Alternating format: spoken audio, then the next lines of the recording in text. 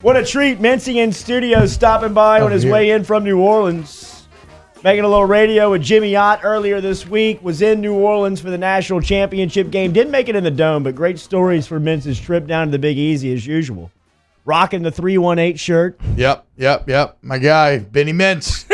Live in studio. Love it. Mintz, big confliction for you this weekend as far as what we're talking about with the Titans and the Chiefs, just because of the way that you've been on the Titans for so long on this Tannehill run, and now he runs into you. You know what I mean? He runs into Mahomes. I don't know if Tannehill's as good in cold weather as I am. The 23-degree weather concerns me a little bit after watching how he struggled in the New England game. Granted, there was some weather issues in that 2 weeks ago, but I've got butterflies in my stomach on this game. Tennessee was 2-4 when they benched Marcus Mariota in the fourth quarter of the Denver game, and when they were 4-4, I hopped on them at 55-1 to win the AFC on a long shot. Okay. So it is all out there. 55-1. When they were 4-4, he bet on them to win the AFC, not make the playoffs, not like win a wild card. No, win the AFC.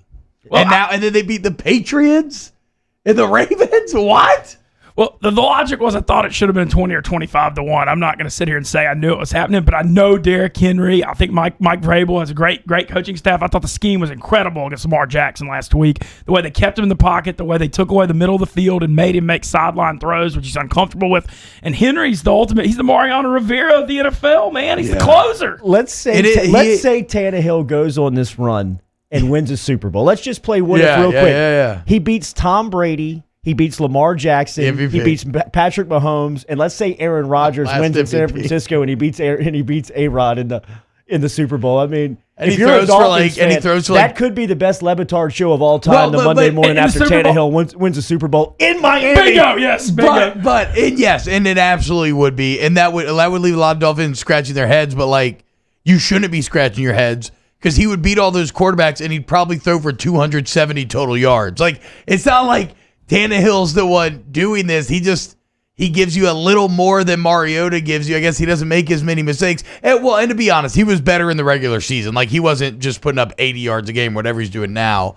But yeah, no, this is all about Derrick Henry and that defense and the coach staff. It's crazy to see Derrick Henry do on the NFL level now, like what he did in college. Yeah. When he won the Heisman that year, where he took LSU's soul that year, and then now he's taking the Patriots, he's taking the Ravens, and Mintz, I hope that he goes into Kansas City and takes theirs, man. I'm feeling. What's the line on that game? It's Casey's favored by 7. It opened at 7.5. The weather's 22 degrees. Like I said, Tannehill, South Florida guy. A&M got a little worried about him in the cold weather. Mahomes is obviously a little more comfortable after they ripped off the 41 unanswered points last week. But Tennessee's had a lot of success against KC recently. They played earlier in the year, a 35-32, really fun game. Where was that game at? In Tennessee. It was It was Mahomes' first game back from the knee injury. Mahomes threw for 446 and 3 touchdowns. Henry 188 and a touchdown. Tannehill was 13 of 19. We're going to try to see that again on Sunday. What's the total?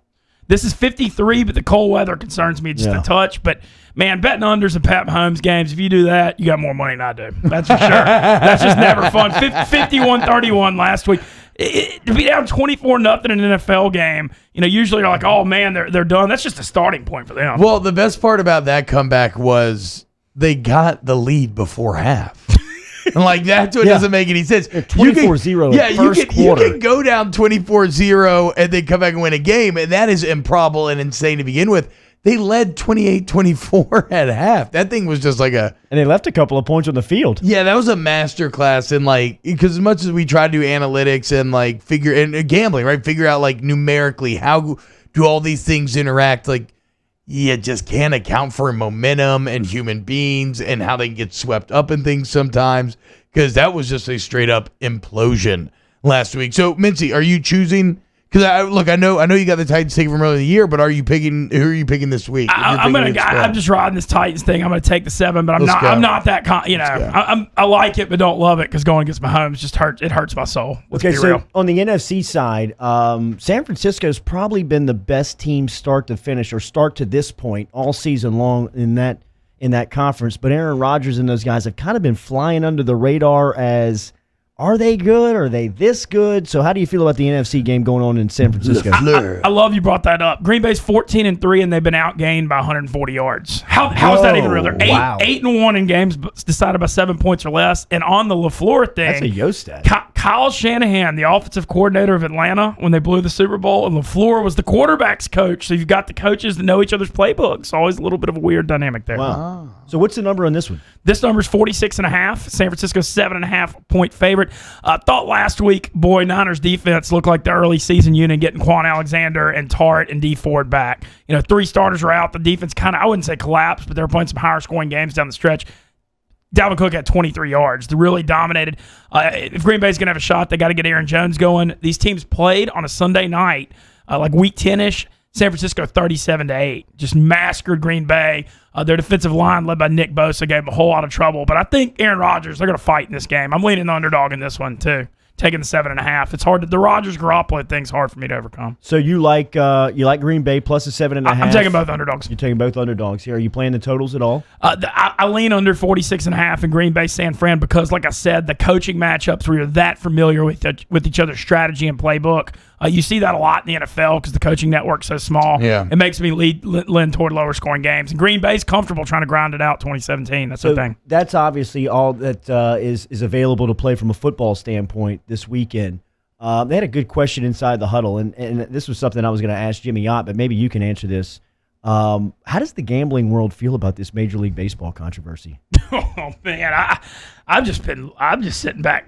It's crazy. It's one of the craziest scandals I've ever seen. Look, everybody tries to steal signs. I get it, but using the electronics, going next level, the buzzer. So if everybody's getting fired. This is the thing, though. If everybody steals signs, I don't know why.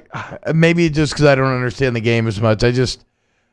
Why is this such a huge line crossing offense that they are fired? They're firing managers who are a year removed from the World Series, right? 2 years. I think a few years before the scandal broke, that Rob Manfred came out and said because there was a case and a controversy that I believe the Red Sox were stealing signs with an Apple Watch.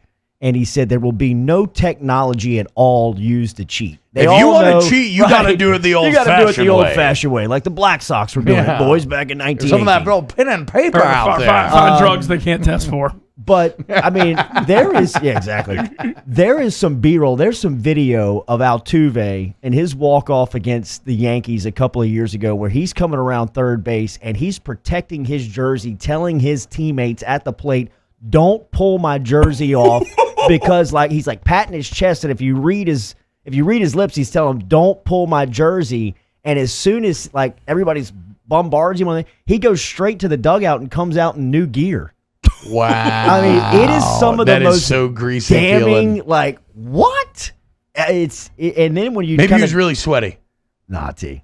You dive into some of these stories, man, with this stuff. I mean, like you said, Carlos Beltran lost his job. He was the New York Mets. He was on that Astros team. Alex Cora was fired. He was the hitting coach. And they just won the World Series. And that's what I'm saying. Then we're 2 years removed from the Astros, and he was the hitting coach on that team. It's crazy, man. I mean, it's what, like you said, it's as juicy of a scandal in sports as I can remember. Look at this. Look at this video of him.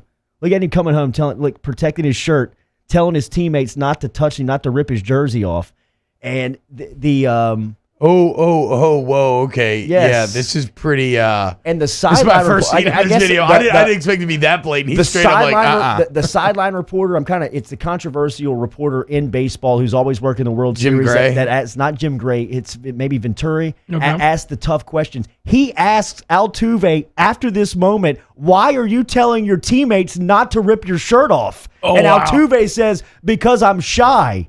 And then there's all kind of pictures of him getting his shirt off. Twitter just busts wild of his shirt just ripped open after game winners and after walk-offs.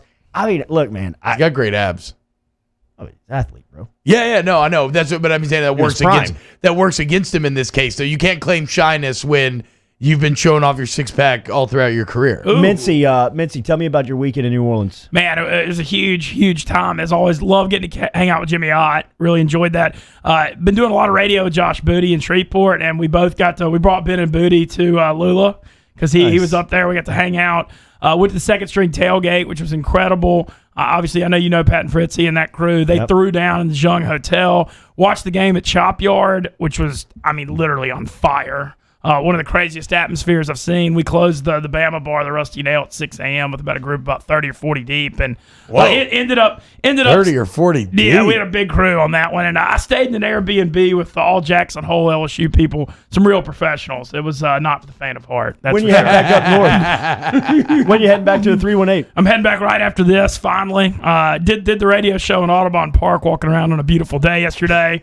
Even walked 4 miles during it. It was great, multitasking. Mintz is living back. life. And then just look out for the Destroyer 2020 hashtag. I'm going to tear the poker world a new one. Wow. Coach Owen Call it Burrows. a shot. No, World Series of Poker Tunica, going back to the old motherland for the Ole Miss days. Next week, 1700 main event next Saturday to kick this thing off. But how's the form entering right now? Have you it's been good, playing man. it all? Yeah. We've been a little hot lately, locally. And then I had and then I took 2. Look, I know I only hit 51% this year on here, but I only placed 2 futures bets all year. LSU 17-1 before the season, and the Titans 55-1. That's it. So I'm making up for the 51%. You cashed your LSU 17. Yeah, but I did stop at Natchez and take Clemson plus 7.5 on a little hedge. Jordy, exactly. So you hedged that, but you're maybe not going to hedge this one. Well, the thing was, Natchez, the Magnolia Bluffs, who are great people, sponsor Football Sunday, Absolutely. big party, ESPN. Shout out to Kicks. Yo, Kicks is great.